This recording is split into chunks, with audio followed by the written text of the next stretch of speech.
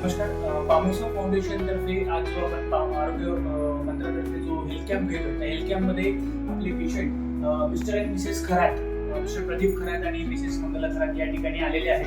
तर आज आपण त्यांच्या शब्दात जाणून घेऊया त्यांना काय त्रास होता आणि त्यावर त्यांनी काय मेडिसिन्स घेतले आणि त्यांना कसा फरक पडला. 10 वर्ष झाले. हा. बिंदूमध्ये त्रास होता. बेबीसाठी आम्ही ट्राय करत होतो.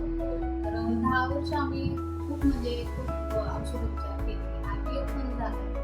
खूप 3-4 ठिकाणी हॉस्पिटलमध्ये जाऊन ट्रीटमेंट घेतली. आणि फेल गेलं. सगळं औषध वगैरे घेतली. लॅप्रोस्कोपी वगैरे माझं ऑपरेशन पण झालं. पण तरी पण काहीच नाही. म्हणजे आयव्हीएफ सारख्या एवढं प्रगत औषधोपचार म्हणजे पद्धतीने तुम्ही प्रेग्नन्सीसाठी ट्राय करून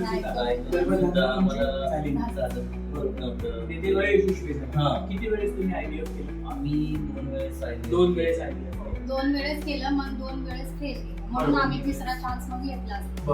म्हटलं तिसरा त्यानंतर मग आपण काय केलं? त्यानंतर मग आम्ही थोडं थांबलो. थांबला. मग म्हटलं एवढं औषधं वगैरे घेऊन कंटाळा आला. मग तुम्हाला पामोसाचा परिचय कुणाकडे? पामोसाचा परिचय आमच्या माझे फ्रेंडच आहे. हा. मग त्यांना आमचं कॉन्टॅक्ट होत होतं. विजया डिंगळे मॅडम पामोसाच्या तर्फे तुमच्या कॉन्टॅक्ट मध्ये आल्या. Contact. बरोबर. अच्छा, मग मॅडम तुम्ही काय त्यांना सजेस्ट केलं आणि काय कशी होती त्यावेळेस परिस्थिती काय? मी 2 वर्ष आधी तर पामोसा कंपनीमध्ये कामाला हा. होते. तर मला कळालं की इथं आपल्या बेबीसाठी पण औषधं वगैरे मिळतात. हा. आणि माझी मैत्रीण आहे मंगल खरात म्हणून. हा. मी तिला सजेस्ट केलं की असं तू एकदा एवढं ट्राय केले हा. तर एकदा येऊन बघा इथं.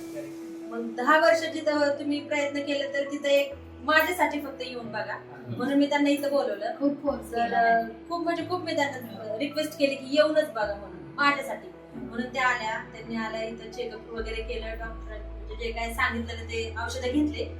3 महिन्यानंतर 4थ्या महिन्यामध्ये त्यांना फरक पडला. प्रेग्नेंट राहिल्या त्या. आणि आज एवढं छान बेबी बरं. झालेलं आहे. बघू शकता